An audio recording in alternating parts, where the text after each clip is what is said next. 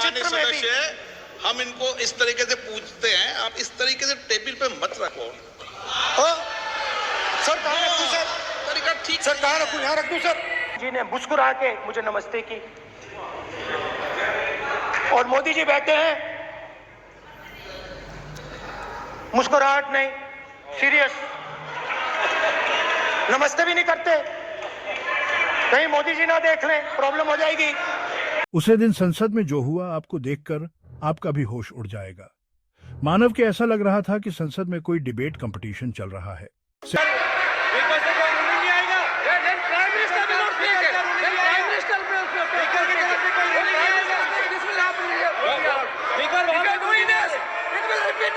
भाई भाई भाई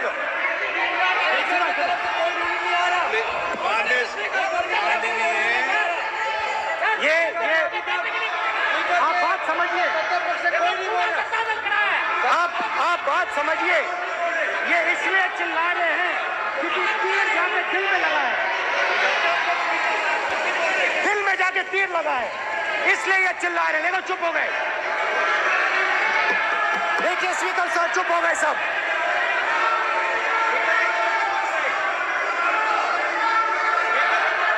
अहिंसा की बात करते हैं, त्रिशूल को जमीन में गाड़ देते हैं, और जो लोग अपने आप को हिंदू कहते हैं वो 24 घंटा हिंसा हिंसा हिंसा, नफरत नफरत नफरत, असत्य सत्य असत्य।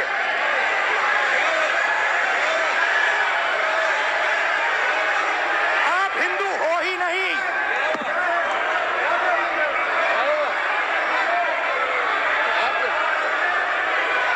Just get me that picture of Shiva. Inside, because of this. Hindu धर्म में साफ लिखा है, सत्य के साथ खड़ा होना चाहिए, सत्य से पीछे नहीं हटना चाहिए, सत्य से नहीं डरना चाहिए। अहिंसा हमारा प्रतीक है। अभय मुद्रा। ये विषय बहुत गंभीर है, पूरे हिंदू समाज को हिंसक कहना ये गंभीर विषय है। बीजेपी को आपको नहीं नहीं नहीं नहीं नहीं नहीं, नरेंद्र मोदी जी पूरा हिंदू समाज नहीं है, बीजेपी पूरा हिंदू समाज नहीं है, आरएसएस पूरा हिंदू समाज नहीं है।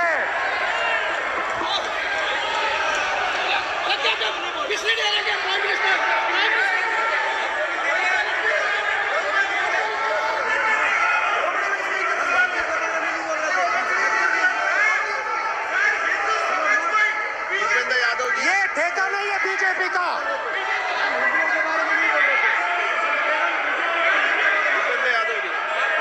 माननीय अध्यक्ष जी, शोर शराबा कर इतने बड़े वाकया को छिपाया नहीं जा सकता। विपक्ष के नेताजी ने कैटेगोरिकली कहा है कि जो अपने आप को हिंदू कहते हैं वो हिंसा करते हैं। मैं फिर से रिपीट करना चाहता हूं, उनका वाक्य था जो अपने आप को हिंदू कहते हैं वो हिंसा की बात करते हैं, हिंसा करते हैं। मान्यवर, इस देश में शायद इनको मालूम नहीं है, करोड़ों लोग अपने आप को गर्व से हिंदू कहते हैं, गर्व से हिंदू कहते हैं। क्या वो सभी लोग हिंसा की बात करते हैं, हिंसा करते हैं? हिंसा की भावना को, हिंसा की भावना को किसी धर्म के साथ जोड़ना और इस सदन में और संवैधानिक पद पर बैठे हुए व्यक्ति ने, मैं मानता हूं मान्यवर, उन्होंने इसकी माफी मांगनी चाहिए।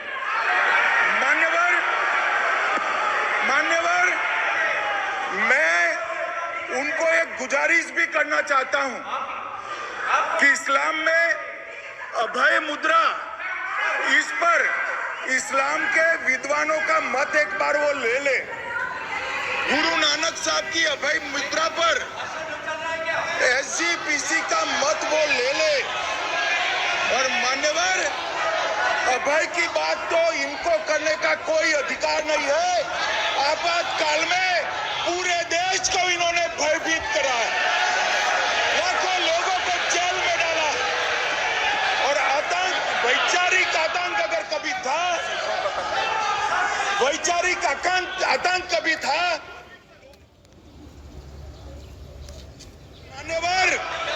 मान्यवर दिल्ली में दिन दहाड़े हजारों सिख भाइयों का कत्लेआम उनके शासन में हुआ। आज वो भय की बात कर रहे हैं। मान्यवर, मेरा आपसे आग्रह है कि श्री राहुल गांधी, नेता प्रतिपक्ष, पहला भाषण होने के बावजूद माफी मांगनी चाहिए, न केवल सदन, पूरे देश की माफी मांगनी। अगर आप शिव जी को देखें तो उनकी इमेज से आपको पता लगता है कि हिंदू डर नहीं फैला सकता, हिंदू हिंसा नहीं फैला सकता, हिंदू नफरत नहीं फैला सकता। और बीजेपी 24 घंटा नफरत, हिंसा, नफरत, हिंसा, नफरत, हिंसा। स्पीकर सर, कहां तक इन्होंने डर फैला दिया है?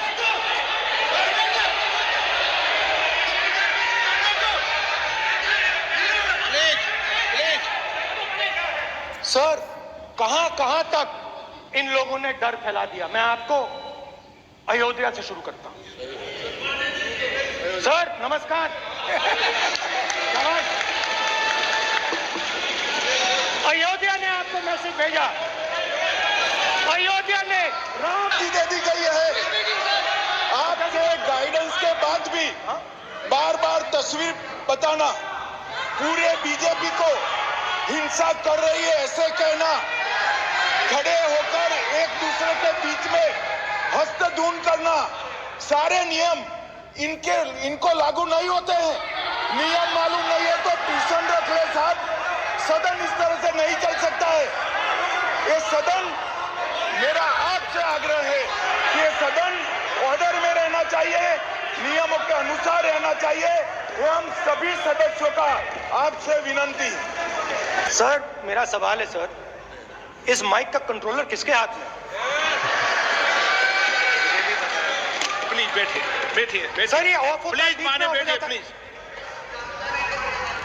ये कई बार विषय उठ गई और बहुत गंभीर, और माननीय सदस्य, आप प्रतिपक्ष के नेता हैं, आप सदन के बाहर भी ये बात कहते हैं कि माइक बंद कर देते हैं।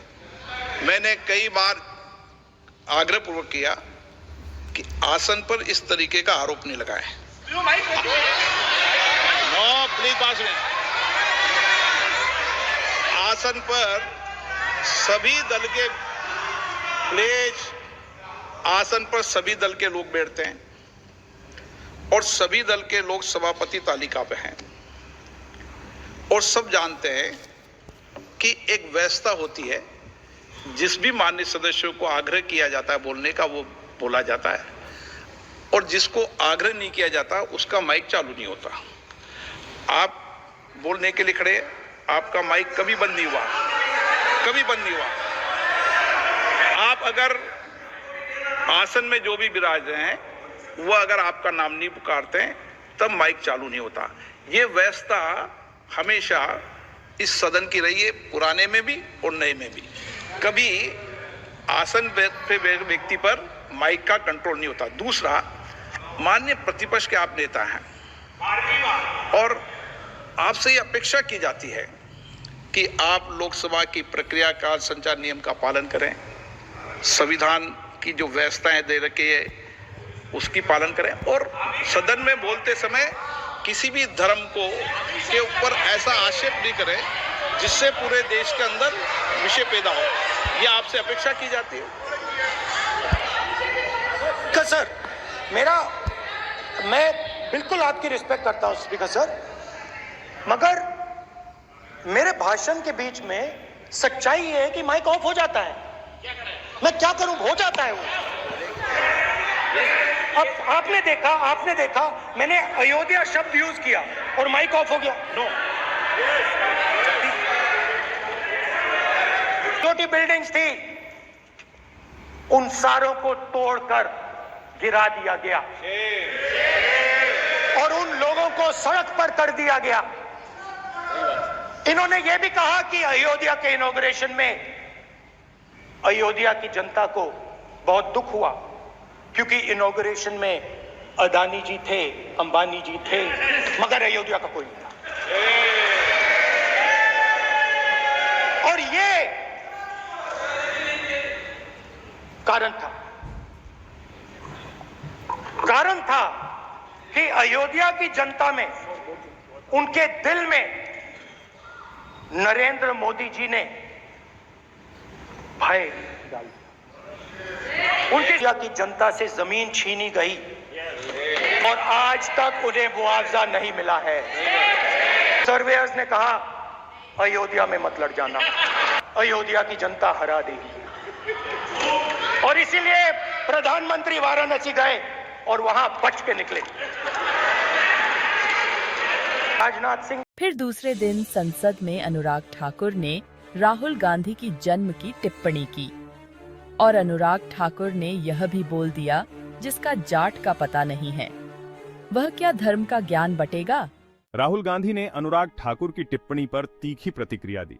उन्होंने कहा कि यह टिप्पणी न केवल असंगत है बल्कि संसद की गरिमा के खिलाफ भी है। जनता की राय भी इस विषय पर बंटी हुई है। कुछ लोग अनुराग ठाकुर की टिप्पणी को सही ठहराते हैं, मानते हैं। इस पूरे विवाद से यह स्पष्ट होता है कि राजनीति में व्यक्तिगत टिप्पणियों का कितना गहरा प्रभाव हो सकता है।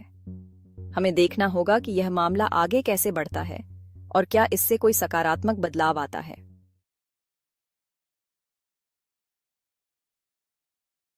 डर का माहौल है अपराधियों में, डर का माहौल है भ्रष्टाचारियों में, डर का और भय का माहौल है देशद्रोहियों में, अधर्मियों में, कुकर्मियों में, और सबसे ज्यादा डर का माहौल है देश के दुश्मनों में। सर, देश के दुश्मनों में। सर, अंत में मैं इतना ही कहूंगा कि माननीय निर्मला जी ने 7वां बजट तो लाए।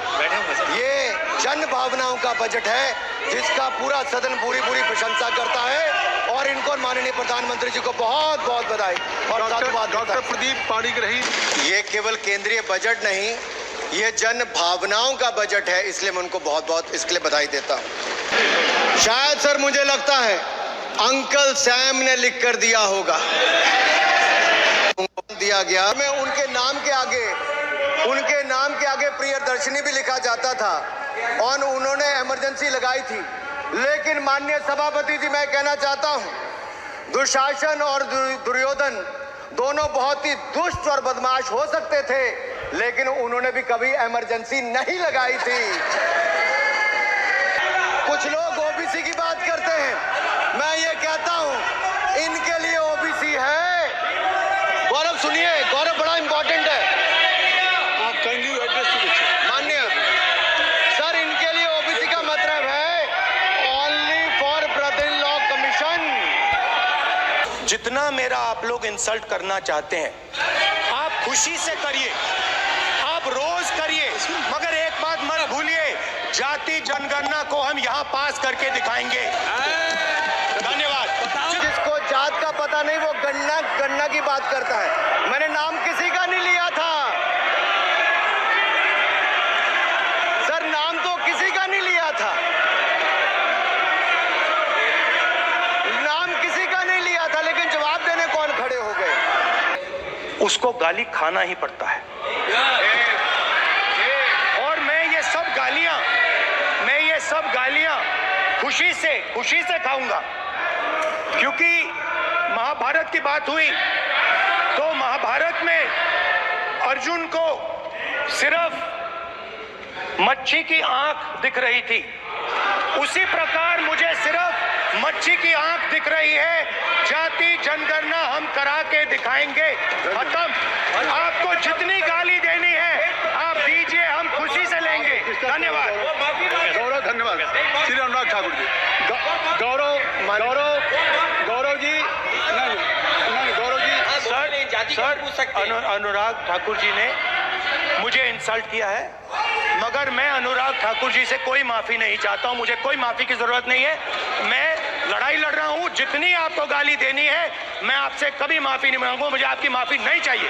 राहुल गांधी आपसे केवल इतना निवेदन है, माननीय मंत्री रहे हैं, बड़े दल के नेता हैं, मंत्री रहे हैं, बड़ी बात कर रहे थे, मैं महाभारत शकुनी ये सब बातें कह रहे थे, दुर्योधन तक यहाँ ले आई है। मैं केवल सभापति महोदय इनसे ये पूछना चाहता हूँ, आपने जाति कैसे पूछ ली है बताइए बस। आप जाति कैसे पूछ सकते हैं? आप बताएं जाति कैसे पूछ सकते हैं? आप पूछ के दिखाओ जाति को। आप जाति कैसे पूछोगे? तुम कैसे पूछोगे जाति? आप बैठ नहीं, जाति नहीं पूछ सकते आप। आपने कह दिया ना, अब आप जाति नहीं पूछ सकते। हमारी व्यवस्था सुन लो। और कर दूं सर, मैंने किसी का नाम लेकर नहीं कहा, लेकिन कोई अपने आप क्यों खड़ा हुआ? मैंने किसी का नाम नहीं लिया था। आप रिकॉर्ड चेक कीजिए सर, आप रिकॉर्ड चेक कीजिए। और युवाओं के लिए बजट में बहुत कुछ है, नौकरी से लेके इंटर्नशिप से लेके बाकी सब। मैं निर्मला जी को और प्रधानमंत्री जी को बहुत बहुत उसके लिए बधाई देता हूं।